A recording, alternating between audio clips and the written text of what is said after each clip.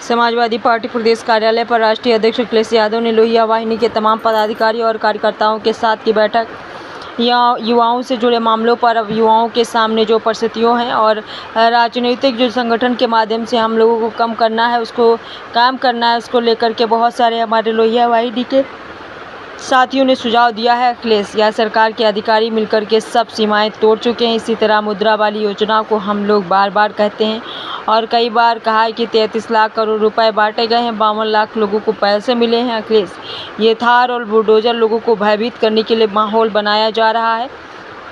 कुछ लोगों को पूरा खुली छूट है, कुछ भी कर सकते हैं और स्वाभाविक, क्योंकि उन्हीं के स्वजातीय लोग बैठे हुए हैं। रामजी सुमन पर जो हमला हुआ है, कहीं ना कहीं उन्हें सरकार का पूरा सहारा है।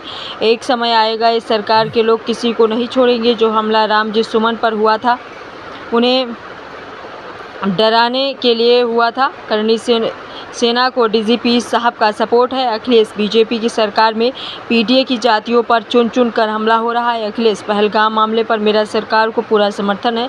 सरकार की जल रोकने वाली जो कार्रवाई है उस पर मेरा पूरा समर्थन है। अखिलेश, करनी सेना को अखिलेश यादव को धमकी मामले पर अखिलेश ने कहा है कि हमने लाल शर्ट पहनने वालों को अभी शांत किया है और ये चुनौती डीजीपी और मुख्यमंत्री साहब को मिल रही है। हमारे मुख्यमंत्री जी इतने सीधे हैं कि हर सड़क को एक्सप्रेसवे समझते हैं। आइए देखते हैं आगे की रिपोर्ट। राजधानी लखनऊ से क्या कुछ कहा पूर्व सीएम अखिलेश यादव ने। एक ही तरह के हैं लोग, इसलिए समर्थन है। अखिलेश जी, पहलगाम हमले को लेकर एक लोक गायिका है नेहा सिंह राठौर, उन्होंने सरकार से सवाल पूछा तो उनके ऊपर FIR लिख दिया गया।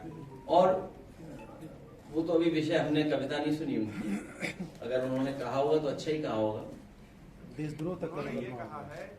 नहीं, अगर कहोगे तो प्ले करा देंगे। पहले हमारा तो कोई परिचय नहीं था, पिछली बार मैंने आपसे बोला था, कहो तो हम स्पेशल वादे में भी मैं चाहूंगा कि कौन से पे मिलेगा उनकी पूरी कविता बताओ, मैं चलवा दूं। उसी पर है, उन्हीं के हैंडल पर है। उनके हैंडल से नहीं चलाएंगे, किसी न्यूज चैनल से चलाएंगे। मुझे लगता है आज तक ने बड़ा अच्छी कवरेज दी और वो इस बात पे आज तक वाला दिखाई यूपी तक वाला। बीजेपी सरकार में पीडीए की जातियों पर चुन चुन करके हमला हो रहा है। बीजेपी की सरकार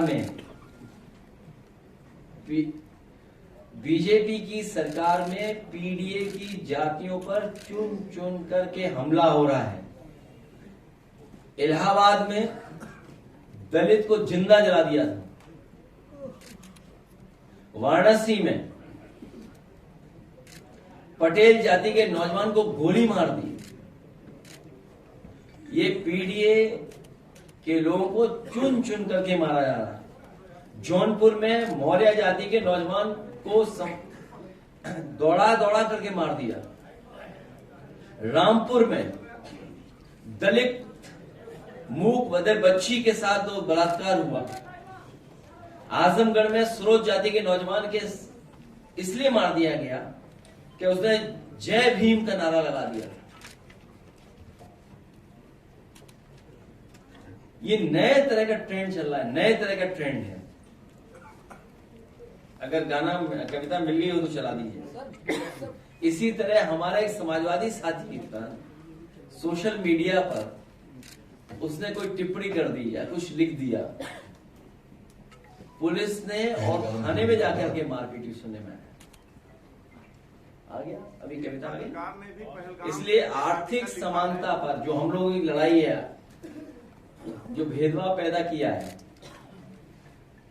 ये बहुत सी चीजें सरकार चलाएगी जिससे हमारा ध्यान हट जाए। न हम हमले से डरने वाले लोग हैं, न किसी के डराने से डरने वाले लोग हैं, क्योंकि हम सबको मिलकर के भारतीय जनता पार्टी को उत्तर प्रदेश से सफाया करना है, उसकी तैयारी हम लोग कर रहे हैं। और जो हमारी लड़ाई है आर्थिक समानता की और सामाजिक न्याय के राज की स्थापना की, बहुत सारी समस्याओं का समाधान तभी हो जाएगा जिस दिन हम सब लोग सामाजिक न्याय के राज की स्थापना करने में कामयाब हो जाएंगे। उसी समय बहुत सारी समस्याओं का अपने आप समाधान हो जाएगा। सर, बीएसएफ जवान पूर्ण कुमार साव को पाकिस्तान में गिरफ्तार कर लिया है, उनके कब्जे में है। परिवार का आरोप है कि सरकार कोई भी सुनवाई नहीं कर रही है और उस जवान की रिहाई के लिए कोई भी कदम नहीं उठा रही है। सरकार को पूरी जिम्मेदारी के साथ और जो भी अपने डिप्लोमेटिक चैनल्स हैं, सब तरह के डिप्लोमेटिक चैनल्स का इस्तेमाल कर करके दबाव बना करके उसको छुड़वाना चाहिए।